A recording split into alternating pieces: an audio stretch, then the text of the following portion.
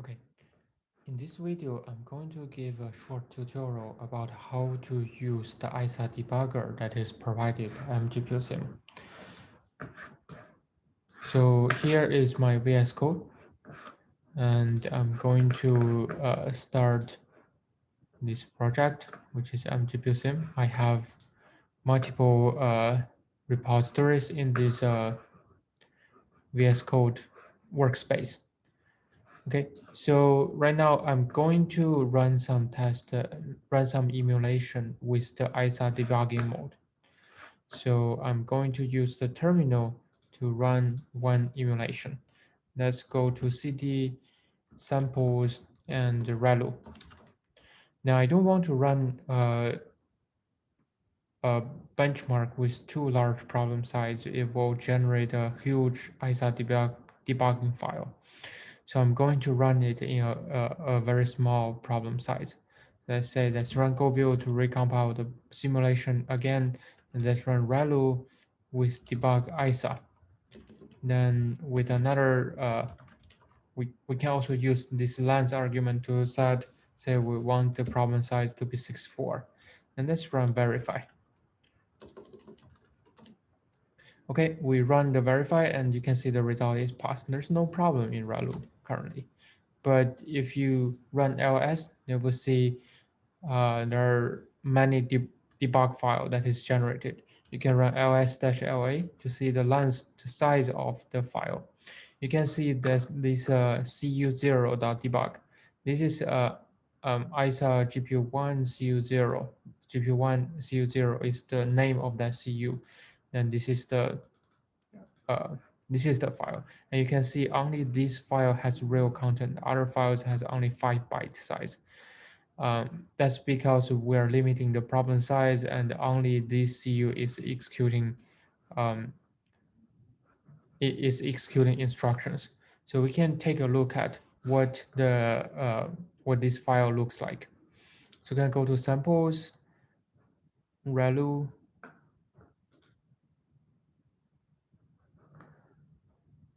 then ISA GPU1 cu0.debug.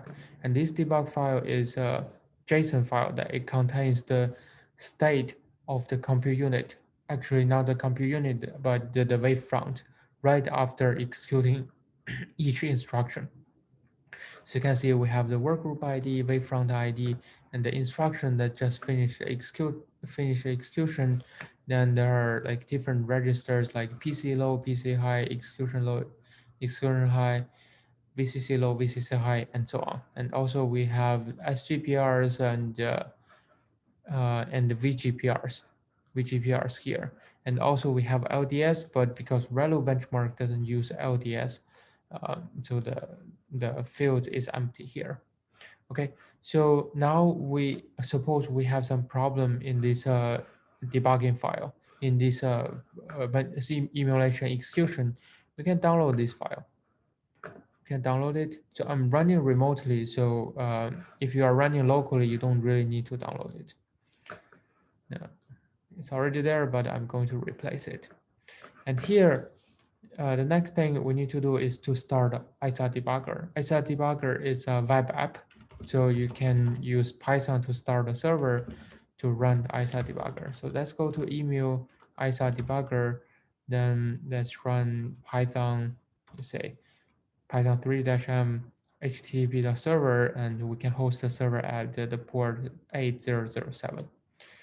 So, okay, we are hosting this server, and the VS Code is asking if we want to open this browser or not.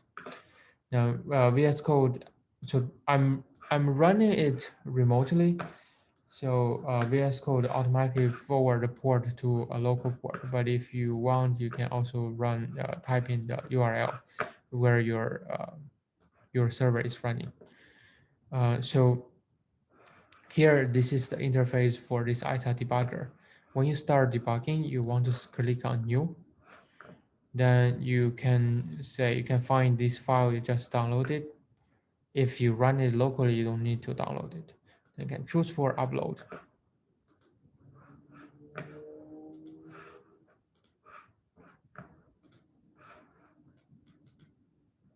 Yep.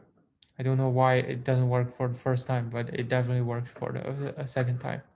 So first of all, you can see here there's a progress bar on the top, and we are looking at this particular instruction. This is one instruction, and this the particular instruction is sload d word s2 s4 5 and 0x4. So this is the instruction that just finished the execution. Now after this execution, the PC becomes this number, and the register value are these numbers. So we can go to the next instruction. You see, okay, you can then check if this instruction is correct or not. So see, uh, so the fields that has been changed since the previous state is highlighted in this pink field. So for example, here we are loading something to this S3 register. So this value is highlighted, then this value is updated. So you can verify if the result is the execution result is correct or not. You can go through all the instructions one by one to find if there's any problem in your emulation. If you find some interesting point and you're not sure if it's correct or not, and you want to revisit this point, you can bookmark it. Then in the progress bar, it will show in this green field. You can go next and to some point, then think, okay, you may want to revisit some field, then you may come back to here. Okay, so um, a common way to debug this code is typically is to find where the load instruction and the store instructions are. So for example, here, let's go through these instructions. We want to find flat load. Flat load, here's flat load. So you can see this flat load is loading from this address, v23. Okay, v23 is bf00 something, right? This is v23. This is the address, and it's loading. Okay, it's loading into v2, right? It's loading into this v2 field. So remember, this is the state after execution. So you think this is a special instruction that it reads from this register and write back to this register. So you cannot really use this, you cannot trust this value for the address. This is not the address. You go back one instruction. This is the state after executing the previous instruction. So this is the address, 1000, 1004. All the values shown here, they are hex numbers. So the address is 1000, 1004, 1008, and so on. And after that, it loads this value, BF00, and so on. So here you can try to think, is this the value that you are expecting? If it's not the value you're expecting, then probably there's some problem with the loading implementation. Then you can go next to the point where you start to store file, right? This is the point. You start to store the data. So this is the instruction that is flat store. It stores the uh, data that is stored in v2. It's the v2, and it stores back into v01.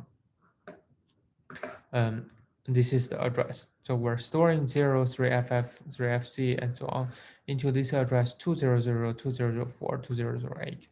So typically, I would simply bookmark all the store and load instructions so that I may want to revisit these instructions. Then you want to see, okay, what those addresses are. Are those the address that you are supposed to write to? Then, then you can check this result, if this result are correct or not. And if they're correct, then think about something wrong may happen with this store instruction, that this data is not really written into the memory, or if this result is wrong, then you can go back to see which exactly instruction causes the problem. So typically you see this is the load instruction, this is the store instruction. If the load and store if the load is correct, the store is wrong, then there must be some problem that happens between this load and store instruction. So typically I would find, say, okay, this I'll find the result, then to see if the result is correct or not. And if it's not correct, I would trace back to find which instruction causes the error. So this is pretty much how we use the ISA debugger.